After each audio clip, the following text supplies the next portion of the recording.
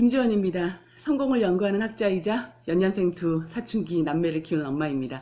내 아이의 성공을 간절히 원하는 엄마들은 지혜로우셔야 합니다. 성공자들은 모두 지혜롭습니다. 지혜로운 사람은 성공할 확률이 높습니다. 우리 엄마들부터 지혜를 먼저 배워서 내 아이를 성공으로 이끌어가자는 의도로 이 영상을 제작하고 있습니다. 오늘은 이런 엄마들은 좀 안 만났으면 좋겠다. 엄마들 모임 많으시죠? 그런데 이런 엄마들은 조금 피하자라는 4가지 유형의 엄마들을 한번 정리해 봤습니다. 내가 좋은 사람이 돼서 좋은 사람을 많이 이렇게 옆에 두는 것, 내 인생에 굉장히 행복을 위한 중요한 거죠. 내가 좋은 사람이 되는 것도 중요하지만 내가 좋은 사람이 되기 위해서는 어떤 사람을 만나느냐가 굉장히 중요한 영향을 미칩니다. 자, 우리 엄마들이 많은 모임에서 많은 엄마들과 관계를 하지만 이런 엄마들은 좀 적당히 만나시죠? 라는 의미로 이 말씀 드리고 싶어요. 자, 첫 번째, 부정적인 언어를 굉장히 많이 사용하는 엄마가 있습니다. 나는 못해, 난 안 해, 나 싫어. 이런 어떤 굉장히 긍정적인 말보다 부정적인 말. 이 말은 뭐냐면요, 내 안에 일단 방어부터 하고 보는 거예요. 자, 수용을 하고 그 중에서 선택을 해나가는 과정을 선택하는 게 아니라 방어부터 하고 남들이 어떻게 하나 한번 보자. 그리고 나는 못해. 그리고 나서 하면 못하는 걸 잘하게 된 거잖아요. 그래서 굉장히 자신감이 약한 엄마죠. 자, 그리고 두 번째, 시간 약속 안 지키는 엄마. 뭐 너무 당연한 얘기죠.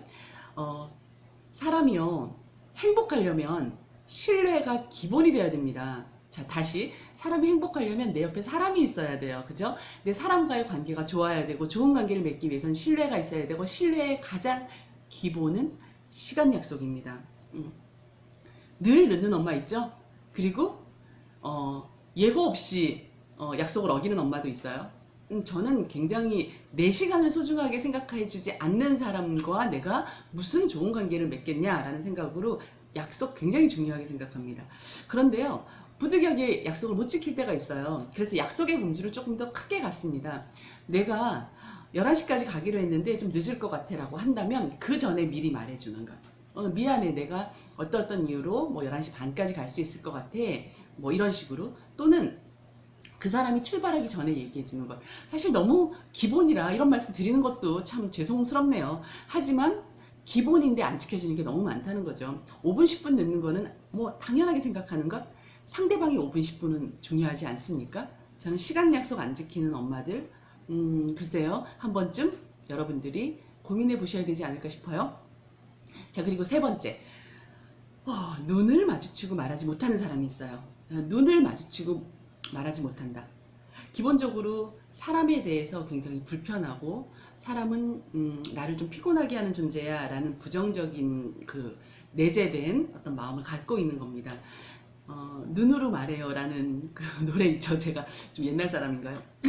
네, 눈으로 참 말을 많이 할 수 있어요. 제가 그 나홍식 교수님의 강의를 들으면서 알게 된 건데요. 사람이 눈에 흰자와 검은 자가 있잖아요. 자, 이 검은 자와 흰 자가 있는 참 유일한 생명체라고 해요. 흰자 안에 검은 자가 이렇게 보이는. 제가 눈을 뭐 옆으로 이렇게 떴다고 쳐요. 굉장히 사납죠. 이 비율에 따라서 감정이 전달된다는 거예요. 그런데 눈을 아예 마주치지 않아요. 이렇게 뭐 이렇게 쭈뼛쭈뼛하고, 사람이 이렇게 말을 하면 눈을 보는 게 아니라 그냥 이렇게 딴 데를 이렇게 보고 있는 거죠. 그래 뭐 나는 알았어. 자, 이런 식으로 사람과 공감할 수 있는 어떤 방어 기제가 먼저 작동을 하는 겁니다. 공감 능력이 굉장히 떨어지는 거고요. 자, 눈으로 사람을 알고, 눈으로 그 사람을 이해하고, 눈으로 그 사람을 자기 자신을 표현하고 관계를 이어나가는데 그 자체를 거부한다라는 거죠.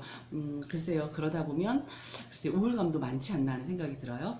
자, 그리고 네 번째, 불평, 불만, 비난이 굉장히 많은 사람이 있어요. 아이 성적이 떨어지는 것 내 아이 탓이잖아요. 그러면 아니면 엄마의 탓일 수 있죠. 그런데 누구 탓합니까? 그 친구 만나서, 또는 그 학원을 보내서, 또는 학교 선생님이 어떻게 해서, 또 뭐 선생님, 이건 사람 탓하는 거는 괜찮은데 또 문제 탓해. 아니, 왜 그런 문제가 나와서 이렇게? 자, 불평, 불만, 비난이 굉장히 많아요. 럼무어가 실패하는 사람들의 아주 구체적인 특징 중에 가장 큰 실패 특징이 불평, 불만, 비난이라고 했습니다. 자, 실패의 길로 가는 사람을 왜 굳이 4시간을 내서 만나십니까? 비난하고 불평, 불만한다라는 건요, 내가 정당화되고 싶은 어떤 욕구입니다. 내가 정당하려면 상대가 무언가가 또는 대상이 부당해야 되잖아요.